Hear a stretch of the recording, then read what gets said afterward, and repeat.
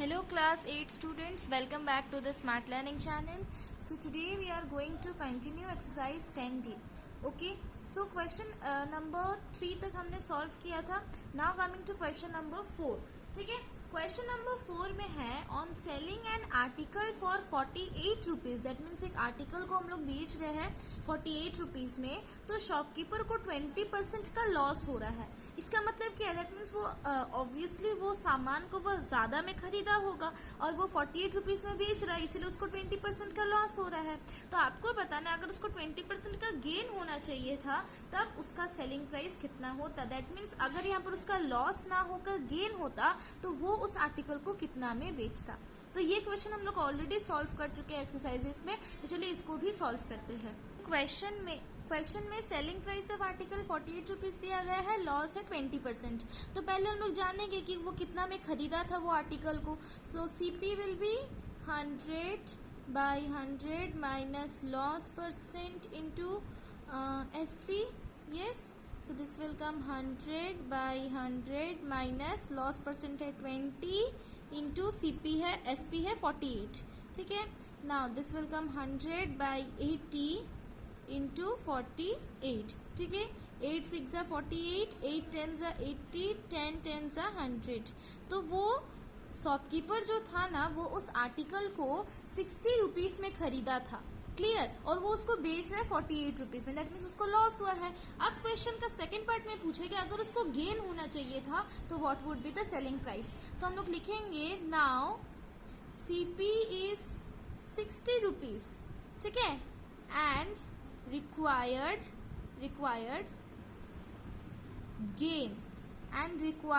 Gain is equal to 20%. हम लोग को 20% का गेन चाहिए ना, तो what will be the selling price. Simply formula put करो, 100 plus gain percent by 100 into CP.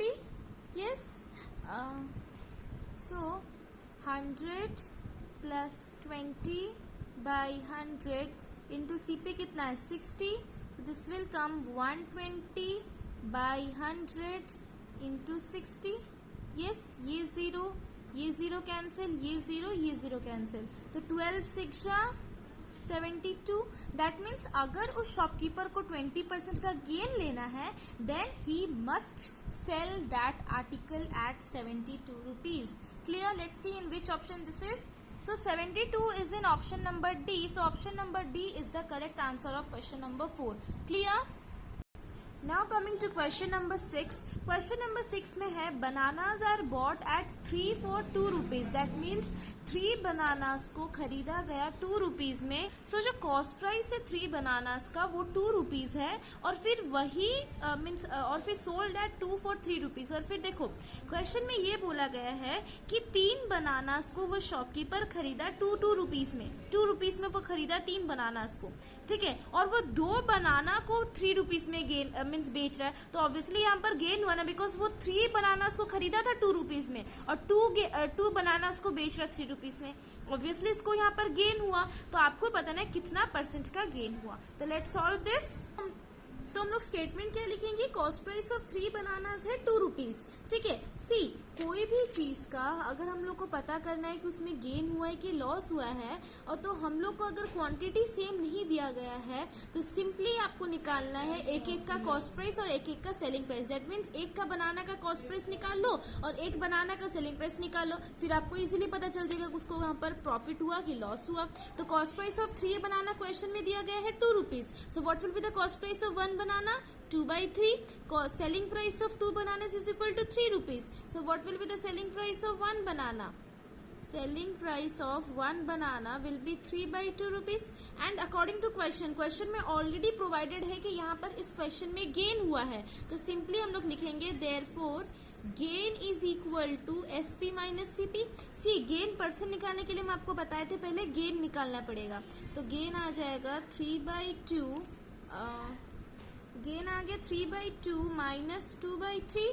ये सब इसका LCM ले लो, 2 और 3 का 6 आ जाएगा, 2 3 जा, तो ये आ जाएगा 3 3 जा, 3 2 जा. So this will come 5 by 6 rupees का उस शॉपकीपर को गेन हुआ. ये गेन निकल गया. Now gain percent will be gain by CP into 100%. Yes, 5/6 आ गया gain divided by CP कितना है 2/3 into 100%. Don't confuse. Now 5/6 ये डिवीजन है और ये जब डिवीजन जब कन्वर्ट होगा तो it will come into multiplication. So multiplication and it will come reverse हो जाएगा ये. So this will come 3/2 into 100%. Now you can easily solve. 2 50s are 100, 3 2s are 6. So this came 2 25s are, तो आ गया 25 5s are 125 rupees. That means उसको कितना rupees का gain हुआ? That is 125 rupees, not 125% का गेन हुआ है. And this is in option number D. So option number D is the correct answer of question number 6. Clear to you? Now, before starting question number 7, I think that I should give you these questions to do by yourself, because these are all revision questions that we have already completed in exercise 10A. Yes, so please solve question number 7, 8 and 9. And 10 is also exactly like 9. So please solve question number 7, 8, 9, 10. See, question number 7 में क्या हम आपको hint दे रहे हैं, तब आपको देखना recall करना कि ये सब क्वेश्चन हम लोग कहाँ किए थे. If the selling price of 10 pen is same as the cost price of 12 pen, the gain percentage. See यहाँ पर दिया है SP of 10 pen is equal to CP of 12 pens. तो सिंपली आपको निकालना है. तो इसमें क्या करना है, SP of 1 pen, CP of 1 pen निकाल के आपको गेन परसेंट फाइंड आउट करना है. ये हम आपको ऑलरेडी एक्सप्लेन कर चुके हैं. 8 नंबर क्वेश्चन में है, on selling 100 pencils a man gains the selling price of 20 pencils. That means अगर वो 100 पेंसिल को बेचता है तो उसको गेन कितना होता है, जितना वो 20 पेंसिल को बेच के उसका जितना गेन होता पैसा उतना ही उसको गेन हुआ है. तो आपको बताना है गेन परसेंट क्या है. ठीक है. 9 नंबर क्वेश्चन में है, रवि कुछ टॉफीज खरीदता है at 5 for a rupee. That means 5 toffees को 1 रुपीज में खरीदता है और 2 टॉफीज को वो 1 रुपीज में बेचता है. तो आपको बताना है उसका कितना परसेंट का गेन हुआ. सेम वे क्वेश्चन नंबर 10 में है कि वो 5 ऑरेंजेस खरीदते हैं 10 रुपीज में और 6 ऑरेंजेस को बेचते हैं 15 रुपीज में. तो आपको बताना उसको कितना परसेंट का गेन हुआ. सो अगर आप मेरा एक्सरसाइज 10A का वीडियो नहीं देखे हैं अब तक, so please watch that video and then come back to this video, because you will not understand anything without watching that exercise 10A video. Okay, so question number 7, 8, 9, 10. Please solve by yourself, and if you are not getting, then please just see that how I have explained you in exercise 10A, and if you are not understanding from that video also, then please mention in the comment section. I will be definitely explaining you this question in the next upcoming video. Okay, so please solve from question number 7 to question number 10. Okay, so this is all for today.